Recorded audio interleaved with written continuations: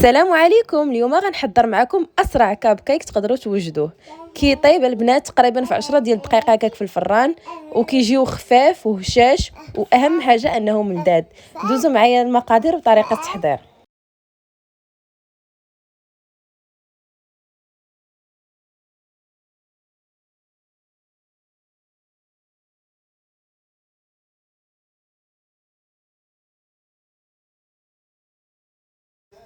هاد المقادير البنات غادي يوجدوا ليا 2 طاوات ديال لي كاب كيك. عندنا هنا 3 ديال البيضات، عندنا 2 ساشيات ديال الفاني، وكاس ديال العنبه ديال السكر سنيده.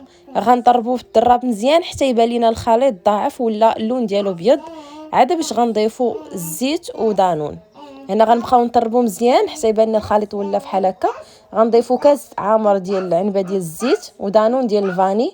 غنخلطوا مزيان وغنزيدوا 2 كيسان ديال العنبه ونص ديال الدقيق. 2 كيسان ونص ديال الدقيق البنات، واخا يبان لكم الخليط ثقيل حيت لي كاب كيك خاص الخليط يكون شويه ثقيل. و2 خمارات. الخمارات كنخليهم اخر حاجه.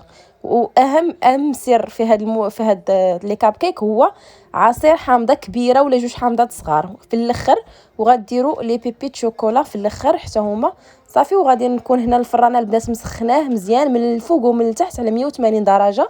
غنبدا نعمر في هادوك القويطات هكا بالخليط صافي، وغنبدا نزينهم بداك حبيبات الشكلاط من الفوق وغندخلهم للفران صافي. غير البنات تقريبا كياخذوا واحد 10 ديال الدقائق هكاك 12 دقيقه صافي. بانوا لكم تنفخوا تحمروا وخرجوهم، راه دغيا كيوجدوا دغيا كيطيبوا، ما كياخذوش الوقت بزاف.